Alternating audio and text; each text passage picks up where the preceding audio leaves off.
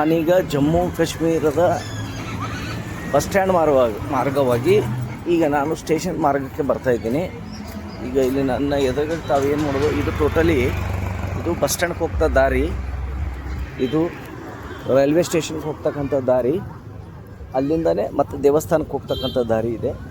ಈಗ ಇಲ್ಲಿ ನೋಡಿ ತಾವೆಲ್ಲ ಇದು ಕಾಶ್ಮೀರದ ರೋಡ್ ಮೇಲೆ ಇರ್ತಕ್ಕಂಥ ರೋಡಿನ ಒಂದು ದೃಶ್ಯ.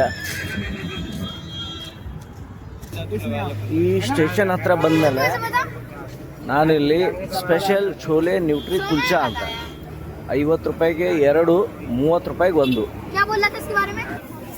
ಇದು ಇಲ್ಲಿ ಭಾಳ ಫೇಮಸ್ ಇರ್ತಕ್ಕಂಥದ್ದು. ಇದು ವಡಾಪಾವ್ ಥರನೇ ಇರುತ್ತೆ. ಇದರಲ್ಲಿ ನೋಡಿ ಬನ್ನನ್ನು ಹೀಟ್ ಮಾಡಿ ಹಂಚಿನ ಮೇಲೆ ಅದರಲ್ಲಿ ಬೆಣ್ಣೆ ಹಚ್ಚುತ್ತಾರೆ.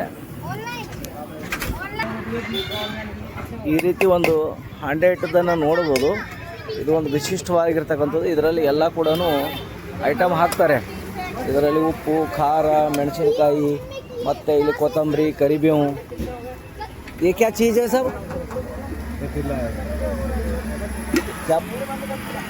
ಇವ್ರ ಭಾಷೆಯಲ್ಲಿ ಇದನ್ನು ಪತೀಲ ಅಂತಾರೆ, ನಾವು ಹಾಂಡೆ ಅಂತೀವಲ್ಲ ಅದನ್ನು ಈ ಟೈಪ್ ನೋಡ್ರಿ ಯಾವ ಡೈರೆಕ್ಷನ್ದಾಗಿಟ್ಟು ಇದರಲ್ಲಿ ಏನು ಮಾಡ್ತಾರೆ, ಈ ಛೋಲೆ ಅಂತ ಏನು ಕಾಬೂಲ್ ಚನ ಅಂತಾರಲ್ಲ ಚನಗಳು ಅದರಲ್ಲಿ ಹಾಕಿ ಈ ರೀತಿ ಇಟ್ಕೊಟ್ಟು ಮಾಡ್ತಾರೆ.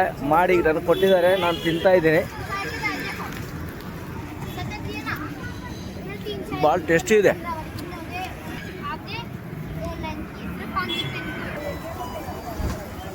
ಬಂದ್ರಿ ಅಂದರೆ ಇದು ಸವಿಬೇಕು. ಭಾಳ ಒಳ್ಳೆ ಟೇಸ್ಟ್ ಇದೆ, ಚೆನ್ನಾಗಿ ಕ್ವಾಂಟಿಟಿ ಕೂಡ ಜಾಸ್ತಿ ಇದೆ. 30 ರೂಪಾಯಿ ತೊಗೊಂಡ್ರು, ಒಳ್ಳೆಯ ಅನುಭವ.